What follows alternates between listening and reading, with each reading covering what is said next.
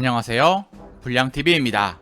오늘 소개해드릴 감독님은요, 2011년 완전히 무너져가던 아틀레티코 감독으로 부임해 레알 마드리드와 바르셀로나가 양분하던 스페인 축구의 말 그대로 전쟁을 선포한 남자. 한때는 돈이 부족해 레알과 바르셀로나의 상대조차 되지 못하던 팀을 두 차례 라리가 정상에 올려놓고 두 번의 챔피언스리그 결승과 두 번의 유로파리그 우승으로 이끌며 아틀레티코 마드리드라는 이름 자체를 유럽 정상급 클럽으로 만들어낸 감독, 디에고 시메오네입니다. 시메오네라는 사람을 우린 감독으로 많이 알고 있지만 축구선수 시메오네는 이제 먼 얘기로 남아있습니다. 아르헨티나에서 태어났지만 어린 시절부터 디에고는 남들과 조금 다른 선수였습니다. 엄청난 개인기로 상대를 농락하는 전형적인 아르헨티나 천재도 아니었고 축구 신동도 아니었습니다. 어린 시절부터 유별나게 강했던 게 딱 하나 있었죠. 바로 승부욕이었습니다. 기술보다 투지, 우아함보다 전투였습니다. 1994년 시메오네는 운명 같은 팀을 만납니다. 아틀레티코 마드리드에 입단을 한 것입니다. 그리고 2년 차에 라리가와 코파델레이 정상을 차지했을 때 시메오네는 중원의 핵심이었습니다. 3번의 월드컵을 나갔을 정도로 오랜 시간 아르헨티나 축구 중심에 있던 선수였고 승리를 위해서라면 돌발적인 선택도 과감하게 했습니다. 그의 은퇴 방식도 독특했습니다. 선수 말년에 소속팀 라싱이 위기에 빠지자 남아있던 선수 생활을 앞당겨 정리해버리고 사실상 곧바로 라싱의 감독이 됩니다. 하지만 감독 생활의 시작부터 모든 게 순탄했던 건 아니었습니다.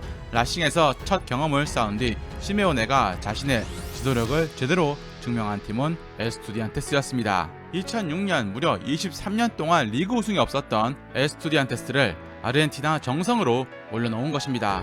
다음 행선지였던 리버플레이트에서 역시 우승했던 시메오네 감독은 순식간에 아르헨티나에서 가장 주목을 받는 감독이 됩니다. 그러나 승승장구만 하던 건 아니었습니다. 바로 다음 해에 리버가 최하위까지 추락하는 극단적인 실패도 경험을 했죠. 산 로렌소에서 기대만큼 풀리지 않았고 이탈리아 카타니아에서는 강등을 피해야 하는 생존 축구까지 경험을 했습니다. 2011년 다시 라싱으로 돌아가 리그 준우승을 거두며 부활을 하게 된 시메오네에게 스페인에서 한 통의 전화가 걸려옵니다. 아틀레티코 마드리드였죠. 2011년 12월 당시 아틀레티코는 정말 심각한 상황이었습니다. 3부 리그 알바세테에게 코파델레이에서 탈락했고 라리가 순위는 10위였습니다. 유럽 대항전 진출권과는 승점 5점 차였지만 강등권과도 불과 4점 차였습니다. 심각했던 건 원정에서 단 한 경기도 이기지 못하고 있었을 정도. 이런 위기 속에 아틀레티코 구단 수뇌부는 선수 시절부터 아틀레티코를 사랑했던 시메오네에게 애원의 손길을 내민 것입니다. 2011년 12월 크리스마스 이브 전날 41살의 시메오네는 아틀레티코의 감독이 되었습니다. 시메오네가 원했던 축구는 처음부터 분명했습니다. 파이트, 싸워야 했습니다. 싸워서 공을 빼앗고 주저하지 말고 앞으로 나가는 것, 공격적이고 전투적인 팀을 만들겠다는 것이었습니다. 전술적으로 4-4-2가 중심이었습니다. 2명의 공격수가 중앙 수비수를 묶고 미드필더 4명과 수비수 4명이 굉장히 좁은 간격을 유지했습니다.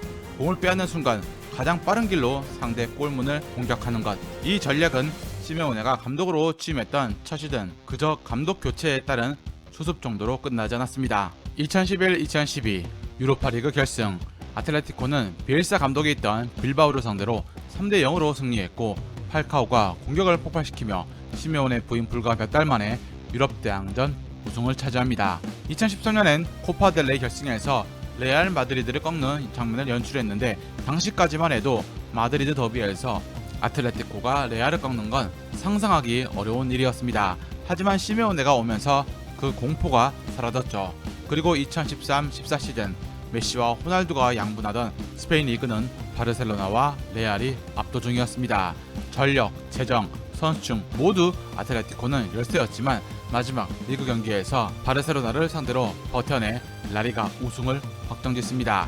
1996년 선수로 리그 우승을 경험했던 시메오네가 감독으로 돌아와 레알과 바르셀로나를 밀어내고 아틀레티코를 다시 스페인 정상에 올려놓은 것입니다. 챔피언스리그 결승까지 가서 아쉽게 레알에게 패한 장면은 두고두고 아픔으로 남았지만 아틀레티코는 이제 한 시즌 반짝하는 팀이 아니었습니다. 그리고 이 시기 새로운 에이스가 등장합니다.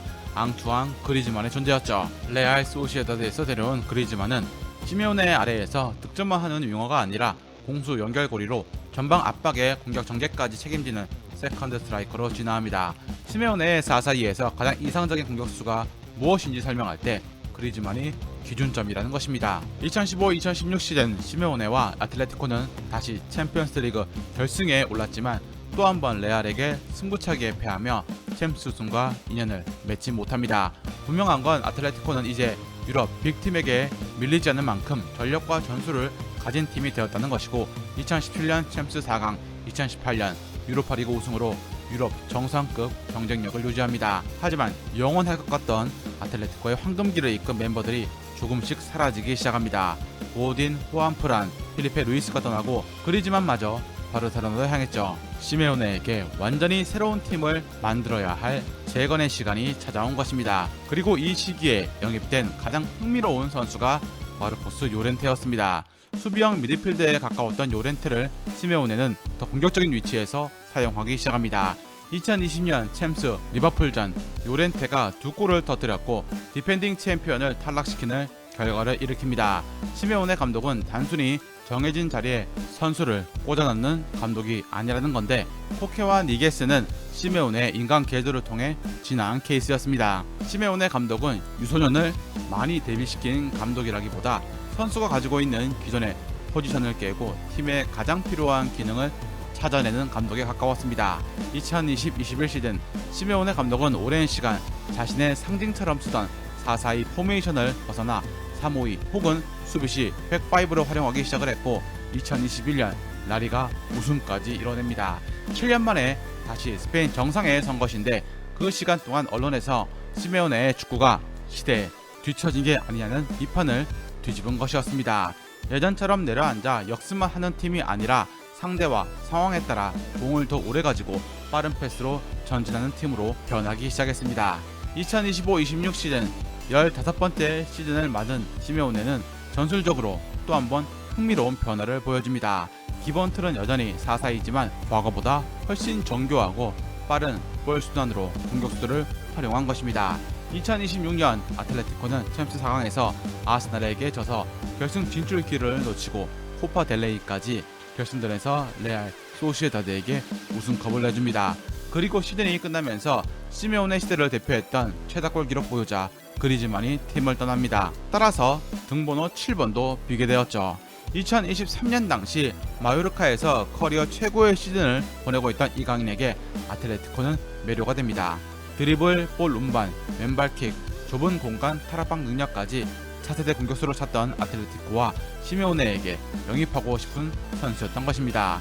협상은 결렬되어서 이강인은 파리로 향했지만 파리에서 주전 경쟁에 어려움을 겪자 3년이 흘러 아틀레티코가 다시 영입 움직임을 보입니다. 그리고 때마침 팀을 떠난 7번 그리즈만의 번호를 이강인이 이어받으며 알레띠의 일원이 되었죠. 시메오네 감독은 이강인을 팀이 무엇을 필요로 하느냐에 따라 위치가 달라질 것이라고 이야기를 했습니다. 그리즈만에게 윙어 이상의 역할을 줬고 요렌테에게 수비형 미드필더 이상의 역할을 줬으며 코케에게 단순한 중앙 미드필더 이상의 역할을 맡겼습니다.